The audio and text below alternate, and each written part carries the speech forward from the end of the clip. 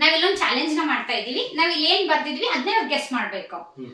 ಇವತ್ತು ಏನಿದೆ ಅಂದ್ರೆ ಊಟದ ಐಟಮ್, ಫುಡ್. ನಾವ್ ಏನ್ ಊಟ ಮಾಡ್ತೀವಿ ಅದನ್ನ ಐಟಮ್ ನಾವು ಗೆಸ್ ಮಾಡ್ಬೇಕು. ಓಕೆ.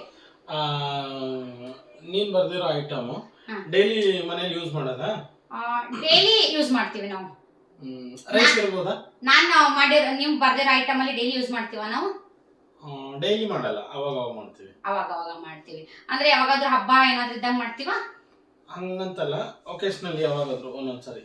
ಒಕೇಶನಲಿ ಅಂದ್ರೆ ಊಟ ಐಟಮ ತಿನ್ನೋದ? ನಾವೇ ಡೈರೆಕ್ಟ್ ಆಗಿ ತಿನ್ನೋದು.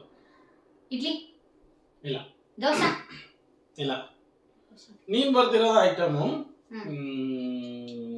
ಏನಂದ್ರೆ ಹಬ್ಬ ಏನಾದ್ರೂ ಇದ್ದಾಗ ಮಾಡ್ತೀವ? ಇಲ್ಲ, ನಾವು ಡೈಲಿ ತಿನ್ಬೋದು ಅದನ್ನ. ಡೈಲಿ ತಿನ್ನೋದಾ?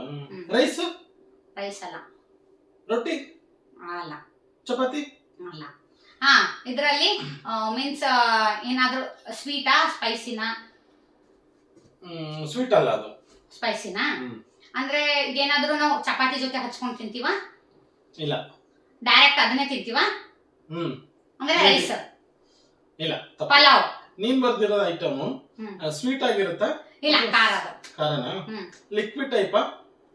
ಲಿಕ್ವಿಡ್ ಸಾಲಿಡ್ ಎರಡು ಮಾಡ್ಬೋದು. ಪಲಾವ್ ಅಲ್ಲ. ದೋಸೆ ಅಲ್ಲ. ವಡಾ ಅಲ್ಲ. ಬಜ್ಜಿ? No, stop. ನೀವು ಬರ್ದಿರೋ ಐಟಮ್ ಒಂದೇ ಸಿಂಗಲ್ ಐಟಮ್ ಅದು. Single item. ಅದ್ರ ಜೊತೆ ಏನು ಹಂಚ್ಕೊಂಡು ತಿನ್ನಂಗ ಅವಶ್ಯಕತೆ ಇಲ್ಲ. ಬೇಕಂದ್ರೆ ಹಚ್ಕೋಬಹುದು. ಮೀನ್ಸ್ ಬಿರಿಯಾನಿ, ಪಲಾವ್, ಚಿತ್ರಾನ್ನ. ಇದು ರೈಸ್ ಐಟಮ್? ರೈಸ್ ಐಟಮ್ ಅಲ್ಲ. ಮೀನ್ಸ್ ಪರೋಟ. ಐಟಮ್ ನೀನ್ ಬರ್ದಿರೋ ಐಟಮ್ ಲಿಕ್ವಿಡ್ ಆಗಿರುತ್ತಾ?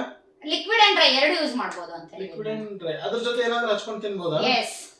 ಇದು ಹಚ್ಕೊಂಡು ತಿನ್ನೋದು. ಸಾಸ್? ಇಲ್ಲ, ಆ ತರದಲ್ಲ. Any clues?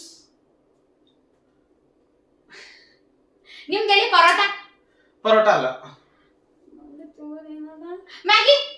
ಮ್ಯಾಗಿ.